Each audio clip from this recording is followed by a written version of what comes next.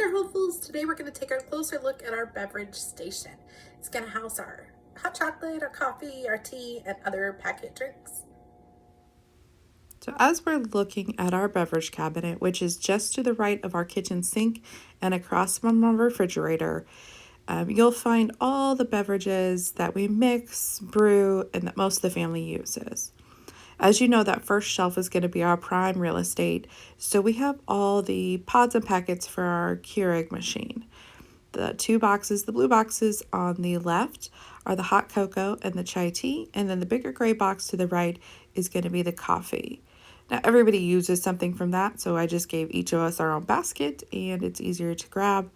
And we just actually labeled those with like craft sticks I cut in half and just wrote on Sharpie and just glued onto the basket. That middle shelf is the brewed teas, like the actual brewed single tea bags that I use mostly. That's why they're on that second shelf. It's still something I'm going to have to reach regularly, but it's not as prime as that first shelf. One of our favorite tricks that we learned a while ago, I think it was from Alejandro Castillo, is that if you actually take the tea bags out of their original packaging, you can see that you double your space. So with this, there's actually 4 boxes of tea just in 2 spaces. And we do that by simply rotating them to go in different directions. So you would just have them doubled so they're more fitted instead of stacked up like this.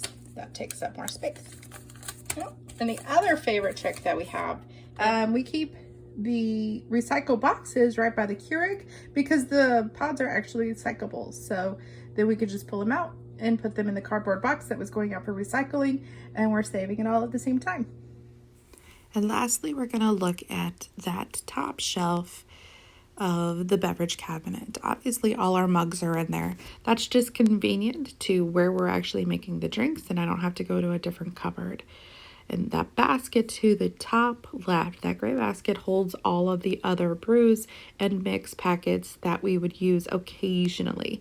Now, as we know, that's not the prime spot for everyday use. That's why it's on the top shelf. In that basket, you'll find coffee beans and like brew coffees that I'll use with the French press that we have, or packets like hot cocoa packets with the mini marshmallows, apple cider packets that you would, pour in the summertime.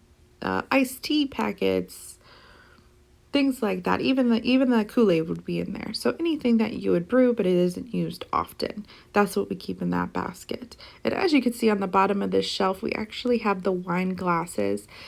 That cabinet just happened to come with the under storage, so we keep our wine glasses there as well. And above the cabinet is where we keep the wine, or in the fridge, which is directly across from it. So all of our beverage processing can be done pretty much in this one area of our kitchen. If you found this video helpful, be sure to subscribe, hit that thumbs up, and the jingle bell so you can stay up to date on our tips and tricks. Until next time, stay hopeful.